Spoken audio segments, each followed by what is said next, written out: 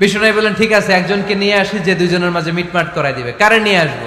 ওমরে ফারুককে নিয়ে আসি। আম্মা জান আয়েশা বলে না, ওমরও গলিদ, ওমরের মেজাজ গরম, আমার ভয় লাগে। সুবহানাল্লাহ পড়বেন না? বিষ্ণু বললেন তাহলে তোমার আব্বারে নিয়ে আসি। কই নিয়ে আসেন, আব্বারে খুব ভাল লাগে। বিষ্ণু বললেন ঠিক আছে, তোমার কথাই রইলো, ওমরকে ডাকবো না, তোমার আব্বা আবু বকরকে নিয়ে আসবো। বিশ্বনবী মিটমাট করার জন্য সৈয়দনা আবু বকর রাদিয়াল্লাহু তাআলা আনহুকে ডেকে নিয়ে আসলেন। সৈয়দনা আবু বকর রাদিয়াল্লাহু তাআলা আনহু ঘরে ঢুকলেন। বিশ্বনবী বললেন, আয়েশা, আমার আর তোমার মাঝে কি নিয়ে ঝগড়া হয়েছে? কথাটা কি তুমি বলবা নাকি আমি বলবো? আম্মা জান আয়েশা বলেন, আপনিই বলেন, তবে মিথ্যা বললেন না, যা ঘটছে ওইটাই বললেন।